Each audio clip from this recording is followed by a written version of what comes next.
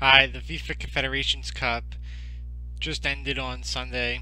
It was the 2017 version of the tournament that takes place every 4 years.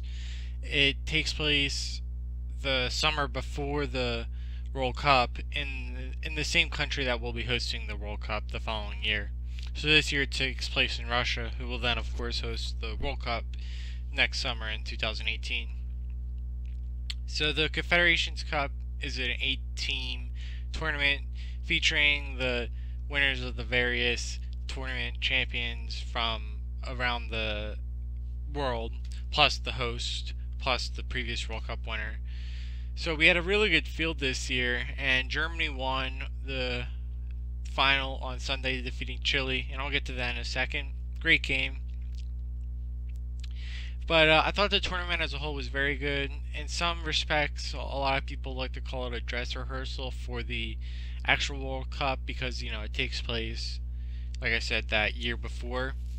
But I thought, as a standalone tournament, it was really fun. I thought there were a lot of good players on display, and I thought really all 8 teams, even the ones that didn't qualify for the semifinals, they all played well.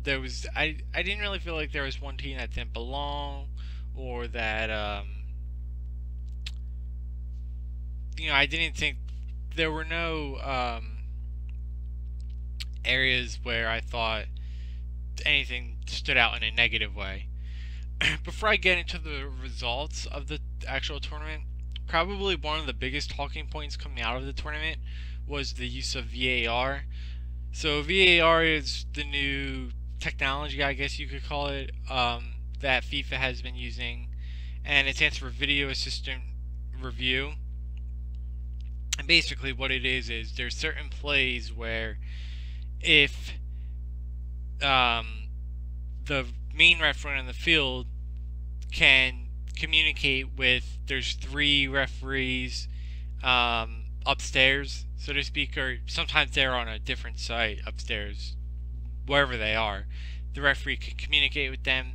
They have a bunch of different replays and angles in front of them. Then they can either tell the referee, okay, you really got this call wrong, you gotta change it, or the referee can then exit the field and take a look at the play himself and make that determination over what the correct call would be. So some of the plays that are really, I think just about every play is reviewable. Some of the plays that are reviewable, well, for one, the goal line, when there's a shot and there's a question of whether the entire ball crossed the line, that's been solved for a while now just by regular goal line technology. So that's not really part of the VAR because the referee has that buzzer on his watch that will tell him whether a ball crossed the line or not. So that's good that they finally took care of that. But that's been in place for a little bit now. In terms of the actual VAR, mostly you're looking at offside. There can also be changing cards. So if a yellow or red card should have been issued, or if the wrong color was given, or if a card was given to a player and it should have been given to someone else. Things like that. Probably, I think really the biggest one is offside because the reason why is because offside is a determination where it's black and white in terms of there's the wrong call and there's a right call. The funny thing is you can still argue it. There is so many arguments that go on. Was that offside? Was that not? Was he onside? Etc. But in theory, offside is supposed to be a call where there's only 2 possible choices, and it's an objective call. So many of the other calls are subjective, so the referee can still miss it, but he can still come back there and say, no, I stand by my call the way I saw it on the field from my vantage point. And most people can disagree with him, but there's no right or wrong answer to it necessarily. There is, most people can agree on it, but so anyway. The reason why I bring VAR up was because let me backtrack. Most people, I've heard it called VAR or VAR, whichever works, it doesn't matter. I don't think. But anyway, um, I think that this was, from what I understand, was one of the first big FIFA tournaments where that used the VAR. It was also used this summer in the U20 World Cup, which was held in, I forget where that was held, but they did use it in that tournament. I watched a good amount of games from that tournament, and I thought it went pretty well in that tournament. I would say, in terms of the Confederations Cup, it went pretty well, and there were a few where it was like, yeah, are you sure about that? But I thought on the whole they did a pretty good job with it. So now in terms of the actual games, Group A, which of course always features the home country Russia. This was a group where I thought was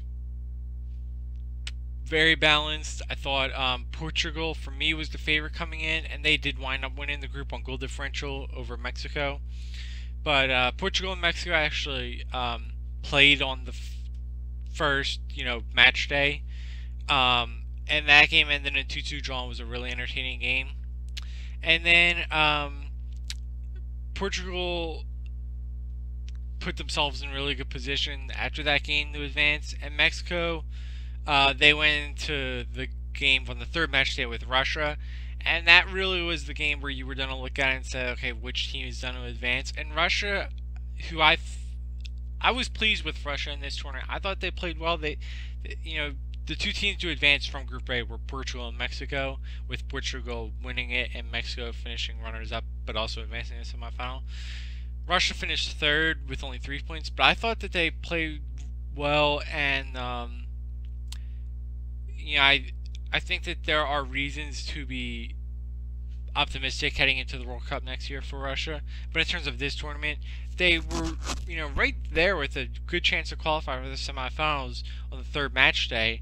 And they went up a goal in Mexico, and if they would have won that game 1-0, they would have advanced. But give credit to Mexico, who came back in that game. They equalized it. If it was a draw, they both would have been on 4 points, but Mexico still would have advanced on goal differential. But Mexico actually ended up adding on a second goal, so they didn't need goal differential to advance. But so it was a good job by Mexico. And Russia, again, credit to them for playing well. They had themselves in position to qualify for the semifinals, and then they just didn't quite get there. But it's interesting because they're one of the three teams, along with Brazil and Iran, who have already qualified for the World Cup next year. Russia is qualified because they are the hosts, so they don't have to worry about any more qualification. So from Group A we have Portugal winning it to advance, and then we have Mexico finishing runners-up and also advancing into the semifinals. Then Group B, which we had the defending world champions Germany. We also had Chile, who won the 2015 Copa America, and then also came back last year and won the Copa America. And then we also had Australia and Cameroon. And I thought this was a really balanced group. I thought all four teams played well. And I think not just played well, but really put themselves in a position to qualify. And I thought pretty much every game in this group was really intense and really balanced, and really what you want to see in one of these international tournaments. Germany and Chile came out strong in each one on the first match day, and then they actually met on the second match day, and that was, I thought, one of the best games of the tournament. The first time they met, because then of course they wound up meeting in the final. In that game, Chile went ahead early on a goal by Alexis Sanchez, but then credit to Germany, they kind of kept working, and they eventually equalized to make it 1-1, and they hung on for a 1-1 draw, and that really put them, once they had the 4 points, they're heading to that third game versus Cameroon in a good position to qualify. And then both Chile and Germany did do enough to advance to the second round on that third match day. So Germany defeated Cameroon. Chile wound up drawing Australia, but that was enough for them to go through. So Germany, with 7 points, went on through to the semifinals, winning the group, and Chile finished runners-up and also advanced to the semifinals. So that set up the knockout stage. But keep in mind, this is a rare FIFA tournament in that the knockout stage starts with the semifinals. That's very rare.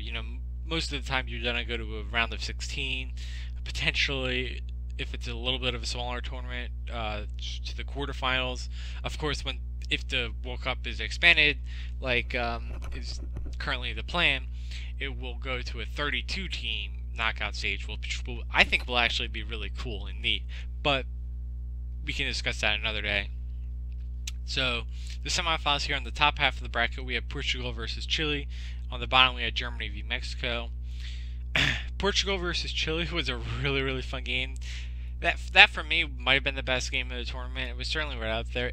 It finished in regular time 0-0, and then they went to extra time, and neither team scored, so it went to penalty kicks. In terms of the game before the penalty kicks, I thought it was really, really even. I thought both teams had great chances, and towards the end, Chile had a bunch of really good chances, and I thought probably had the better chances towards the end of the game. But Portugal definitely was. I didn't really feel like they were outplayed. They were right there, and certainly when you have Cristiano Ronaldo on your team, you're gonna expect to score a goal over 120 minutes, pretty much no matter who you're playing. Of course, Portugal didn't do that, and I think it's fair to say that they're upset. But once it advanced to the penalty kicks, this is the game even got even more interesting, because what wound up happening was Portugal missed their first 3 penalty kicks. Chile made all 3 of theirs, and because it's best of 5, that moved Chile through to the final. So in terms of the penalty kicks, there are a few different things that should be mentioned. The first one is you have to give so much credit to Claudio Bravo, who is the Chile keeper. To save 3 penalty kicks like that, that's very clutch and not easy to do, to say the least. And then for the Chile penalty kick takers, well done to them for going up and putting it in. I thought the Portugal penalty kicks, they weren't like terrible, they were not great, but they were, from what I remember, they were all on target. They were, they had to be saved, and give credit to Bravo for saving them. They didn't have the best placement, they didn't have the best power, but again, they were on target, and you just have to give credit to Bravo for saving them. So Chile advanced to the final. Portugal was knocked out, but the Confederations Cup does have a third place game, so Portugal went into the third place game. So then in the second semifinal between Germany and Mexico, that was a different game, I think it's fair to say. Germany came out really, really strong and scored 2 goals in the opening 10 minutes and really kind of put their stamp on the game. But then I give a ton of credit to Mexico, because they did not. It would have been easy in that situation for them to just kind of fold up and say, okay, we're down 2 goals to Germany, we're not coming back. But they did not do that. They really, really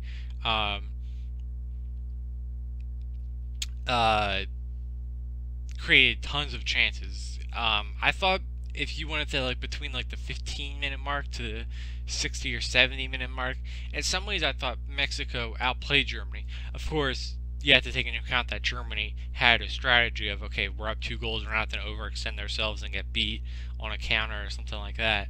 But even with that being said, it's not like they were just, handing the ball to Mexico and saying, hey, come on, come attack our net, at will. So credit to Mexico. They did eventually get a goal much later on in the game, but then by then Germany had already scored another one, and then Germany even scored one after that, so the Germany wound up winning 4-1. So that set up a rematch in the final between Germany and Chile, and then also was a rematch between Mexico and Portugal in the third place game. So real quick, in the third place game, Portugal, without Cristiano Ronaldo, who did not play in this one, they defeated Mexico 2-1 in extra time. And that was actually a really fun game. It was on the same day as the final. It was just played much earlier in the morning. And that was a fun game. Third place games aren't always the best because, for obvious reasons, they're just not always the best product. But this game was very entertaining for me, and credit to Portugal, really both teams, for coming. I thought that they both um, treated that game seriously, wanting to win, and it showed. They put on a good game, and congrats to Portugal for finishing in third. And then on to the final, like, that was a really, really good game. Chile had basically the same lineup that they had going back even to the 2014 World Cup, where they played really well. They beat Spain there. And then, of course, the following year in the 2015 Copa America, they won, defeating Argentina in the final. That was a tournament that qualified them for this tournament. And then the year after that, last summer, 2016, they won the Copa America Centenario. They also defeated Argentina in that final. And so I think that they were really confident coming in because they have that really strong lineup and the fact that they've been playing so well lately. Germany, it was a little bit of a different story in that, yes, they are of course defending World Cup champions, but they had an interesting look to their squad in that they did not have their A team, whatever you want to call that. They did have plenty of players that did have first team experience, though. Guys like Julian Draxler, who captained the team this tournament, Joshua Kimmich, who plays like a right back, sometimes right wing, really just up and down that right side. And then some other guys who have been in and out of the first team or at the youth levels, like Emre Can, Mustafi at center back. But then the rest of the squad really was not experienced in terms of international play, playing for Germany on the international stage for the first team. But they were very, very experienced in terms of club play. A lot of these guys, if you look at their careers, have played a lot in the Bundesliga, first team Bundesliga football.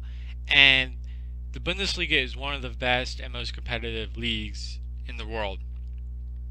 And so, while club football and international football are not the same, there's just a different look to each of them. It's still first team football, and so it's not like these were just totally raw, inexperienced guys that had never seen a first team action at any level. Some of these guys were experienced at the top level of the game, and it showed. So we can look at a bunch of different players individually, but I thought some of the ones that sticked out were definitely Timo Werner, the striker, Leon Goretzka, who is sort of like a box-to-box midfielder, Lars Stindl. For me, one of the ones that really stood out was Sebastian Rudy at holding midfield. I thought played really well. Potentially, maybe, what can he form a partnership with Toni Kroos in that midfield, looking ahead to the World Cup. So I thought this tournament, I think for Jogi Löw, the German coach, I thought the goal was to win. But secondary to that, it was to figure out, okay, who do we have here in this squad that can contribute in a big way, play a lot of minutes next year at the World Cup. And I thought that mission was accomplished, because keep in mind, although that they do have a lot of top players that set out this tournament, there will be at least, let's say, 2, 3, 4, maybe 5 spots, in the starting lineup for the first game at next year's World Cup that were on this squad. I think that is fair to say. So in terms of the final,